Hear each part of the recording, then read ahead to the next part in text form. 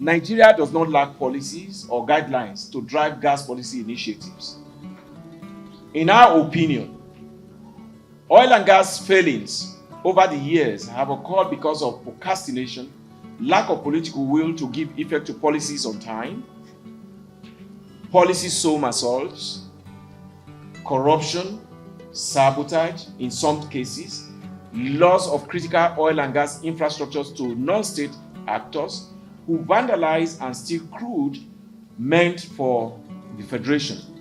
Most developed nations have adopted phasing out the internal combustion engine propelled by fossil fuel for electric vehicles, with some as early as 2030, and now actively mounting pressure on lending and financial institutions to stop funding fossil fuel projects. It is noteworthy that the decade of gas policy initiative, apart from keying into the energy transition initiatives and using gas as a transition fuel, is also expected to expand the country's gas network, which will boost industrial growth and gas to power through natural gas exploitation and ultimately generate over 6.5 million jobs.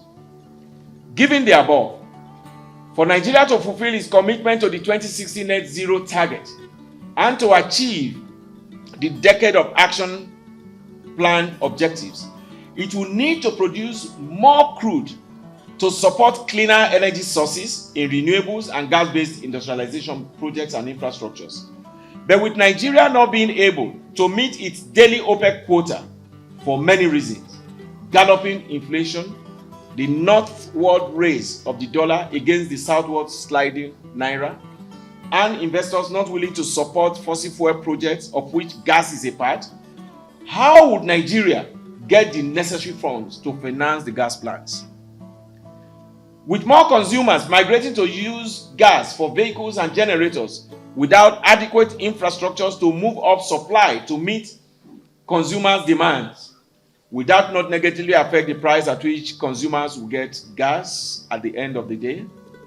With the high cost of funds from local banks and the steep dollar-naira parity, the political differences between Niger and Nigeria, how will Nigeria complete the 4,128 kilometer trans-Saharan gas pipeline project that runs through Niger and the AKK pipeline project? It took about 20-something years for us to pass the BIA. We've had several documents, policies on gas plants. Remember the 2008 under President Yaradua, right? We also have the 7 big wins. We have now the decade of action and so on and so forth. The question is, are we moving as fast as we should be? There was a decade of gas policy that was launched in 2021. There's limited understanding of the progress that has been made, how that is now reacting to different constraints around financing. We've been told that Nigeria requires 20 billion annually to bridge its gas infrastructure. And we've also been told that we have $10 billion that we need annually to fund our energy transition plan. So how do those things sit? How do those marry? How are we getting these figures? What's realistic? We have a large scale of prior projects. Nigeria had the 7 critical projects. Now there are 10 critical projects that are supposed to frame the decade of gas policy and thrust for expanding gas. How does that differ from the 7 projects? Where did we get to? What's the progress?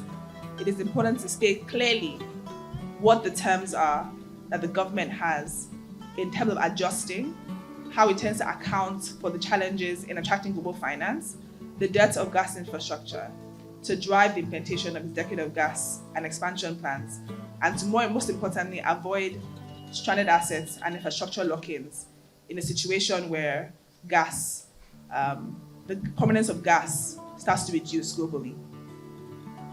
From our perspective as NRGI, supported by the African Climate Foundation and other partners, we're seeking to strengthen state and non-state actors provide that platform for dialogue to advance transparency and disclosure of gas plans that are realistic, strategic, ensuring a sustainable energy future for Nigeria, to sustain demand for advocacy for disclosure of and right sizing of Nigeria's gas plans. Energy transition generally is a global issue and is inevitable for country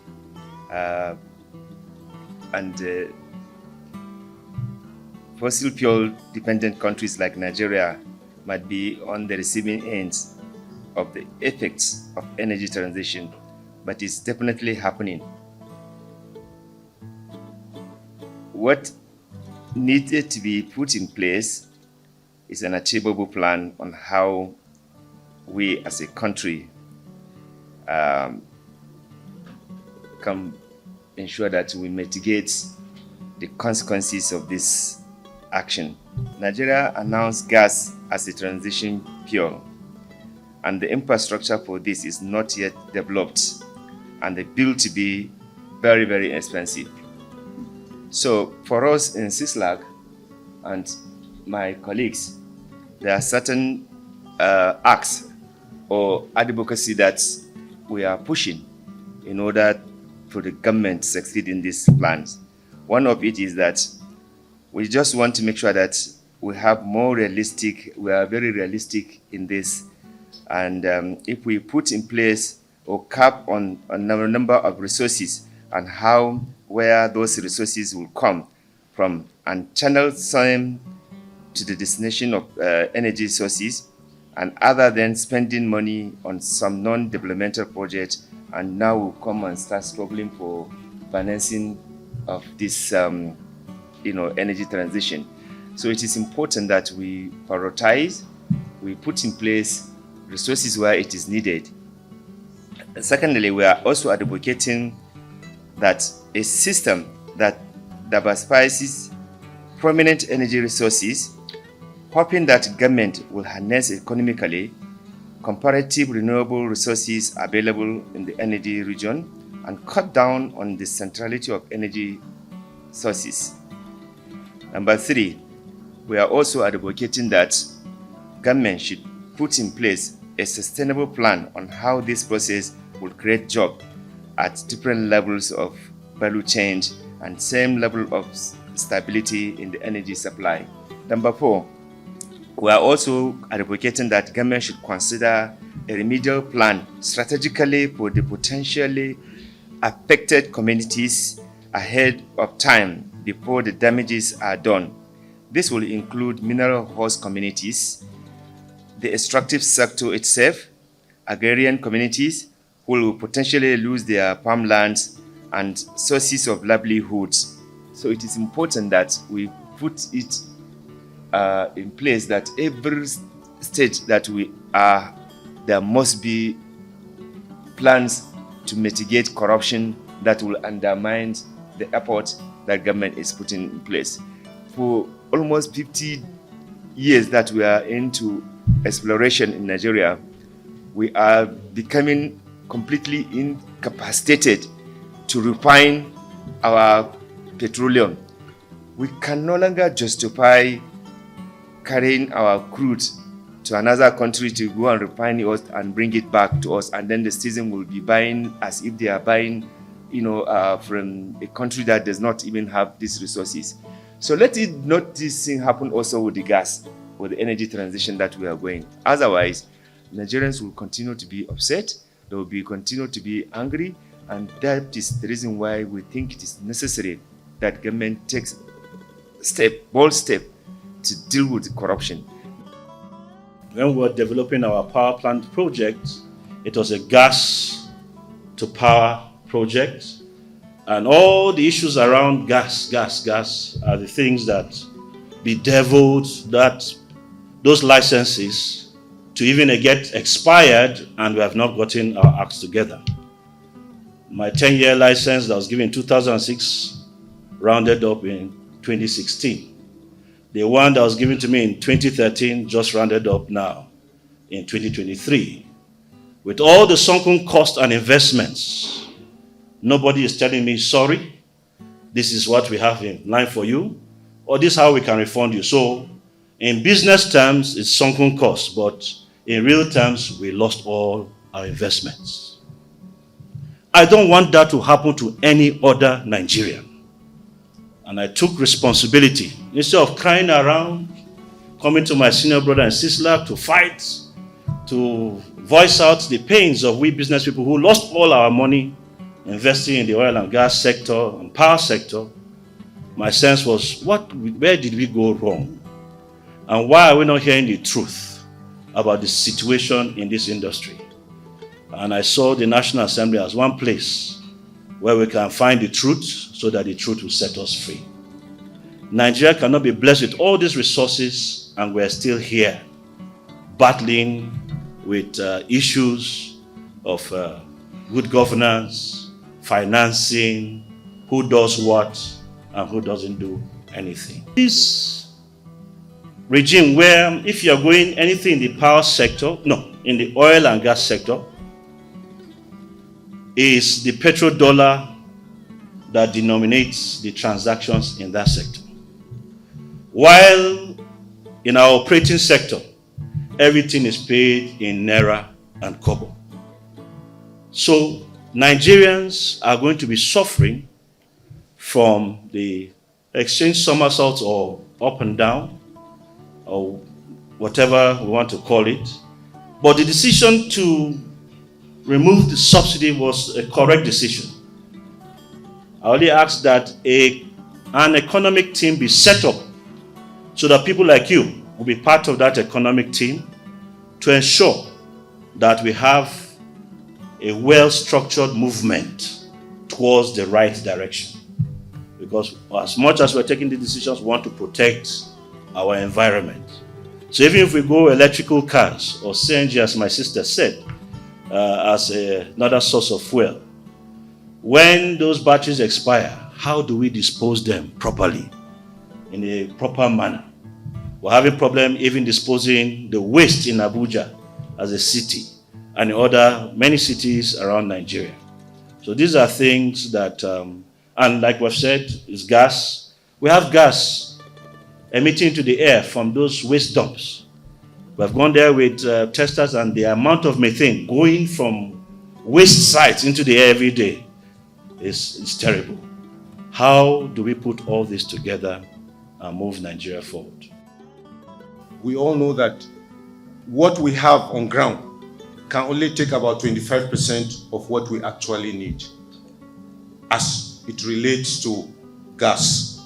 So whatever plans we are having for the development of the gas sector, we must include the midstream, because that is where the highest problem of gas distribution exists.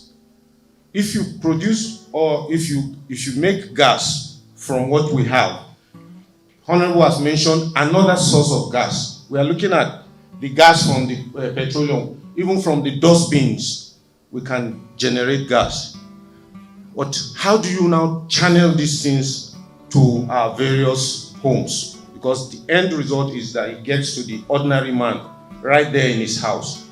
But as long as we cannot get that done, then definitely there is a problem. So we need to think deeper than the usual way. We need to go outside our boxes, so to say, and begin to look at those who have succeeded, what have been put in place, so that we will begin to copy. There is no wrongdoing in copying. The Chinese did it, and they have a good history for that today. So what is Nigeria waiting for? We must be able to do the right thing at the right time, and the time is now. We believe that the reason why people are still in poverty is because inequality thrives, so high. And so to actually reduce inequality the poverty to its barest minimum, we try to fight inequality. And within that space where we campaign against inequality, it's our conversation around energy transition, which sits around our climate change program. And so for us, right, within the conversation around energy transition, how are the national government actually working in terms of, reducing our carbon emission and also going green as much as possible. The entire world is moving green, and we don't have to be left behind. As much as we are actually looking at 2060, looking at all our COP commitments, we need to begin to make concrete plans. I know we have an energy transition plan in place. We have the National Action Plan on climate justice. But again, how concrete are those plans? How concrete are those policy documents?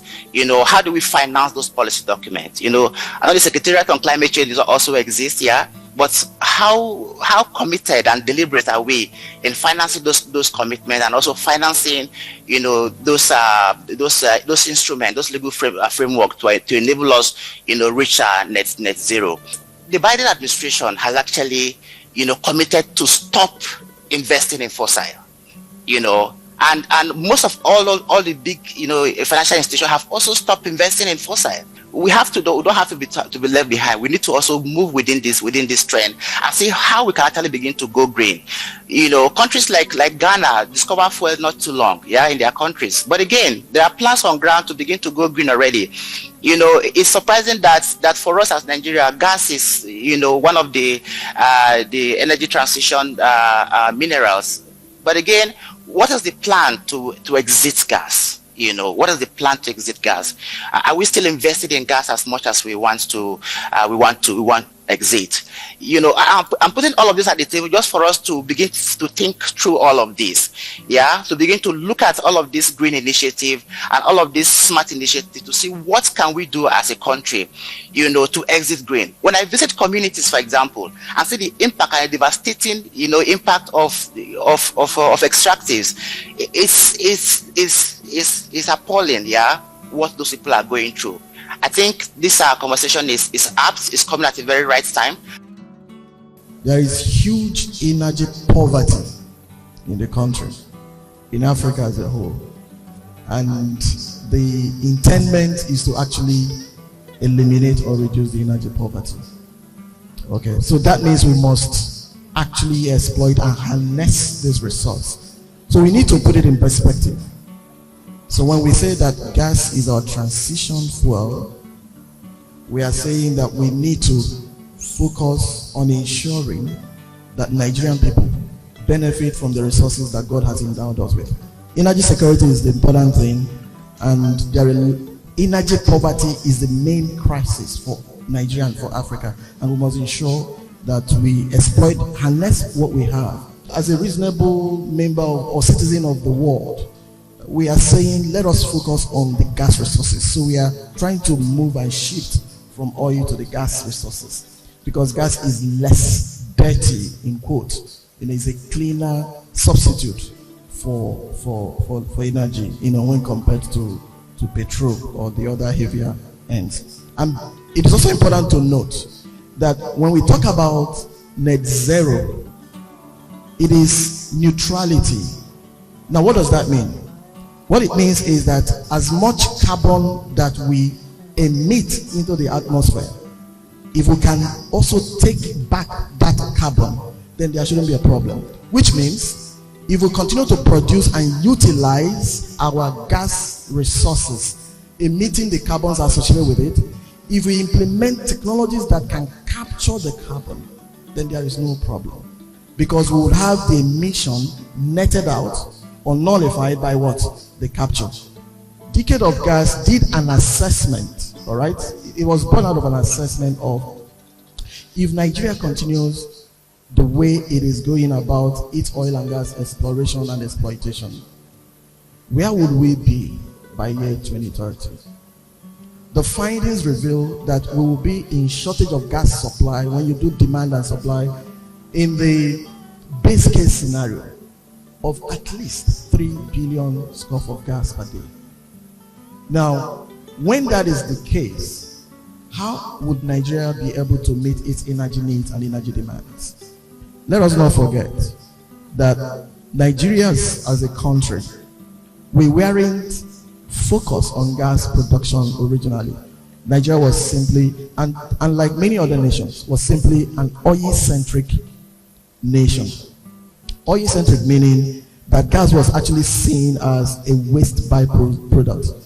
And so there were, in the early 1950s, 70s, and 80s, the focus was simply to produce oil and find a way to dispose your gas. All right? So most gas that we even have today are by accidental discovery. But we know through some studies that Nigeria has the potential of about 600 TCF of gas, over and above what we are currently having today, the 208. And so that means that if we're intentional about gas exploration and exploitation, Nigeria will really do very well. Nigeria needs to be at about 12 billion scoop of gas per day, at least in year 2030, in order to meet the gas needs. So, what is the decade of gas doing to bridge this gap? Currently, we are looking at over 16 projects, right? But the focus is not about the number of projects, but it's about the number and quality of projects that will give us a minimum of 3 billion scoop of gas within the decade. So that is the focus of the decade of gas. The decade of gas actually noticed that the gas producers were owed over $1 billion legacy debt. Decade of gas, part of its goal is to see how government and other stakeholders would work around to actually nail out this legacy debt, because investors would not want to come or put their money, the petrodollars, if they are not sure that there will be a return on that investment. 100% of zero is zero, right? But even if you get a 30% of one, it's something. Okay, which means that do we rather have our resources locked up on ground because we are chasing for the totality of the incentives, or rather the fiscal benefits, all right? Or do we give out a few of what we could take in order to incentivize production? So these are some of the discussions that the decade of gas is critically looking at. And I do know that there are discussions with of the presidency and various ministries of power, of finance, in issues relating to tax and royalty, in order to help incentivize some of these projects that meet the criteria that would allow them to bring gas, the volume that we're talking about within the decade. The MDGIF, that's the Midstream and Downstream Gas Infrastructure Fund, was created by the PIA. Section 52 of the PIA 2021 created the Midstream and Downstream Infrastructure Fund. And just as the name is, the fund there is meant for infrastructural development in the midstream and downstream gas subsector of the economy. And I'm here to say that that fund has been there. It has not been assessed by any investor yet, as of today, but the funds are available. We are all Nigerians, and we wish that things should change in Nigeria. And we pray and let you know that we are committed to partner with any genuine investor in Nigeria to ensure that gas utilization is deepened, domestic gas utilization is deepened in Nigeria.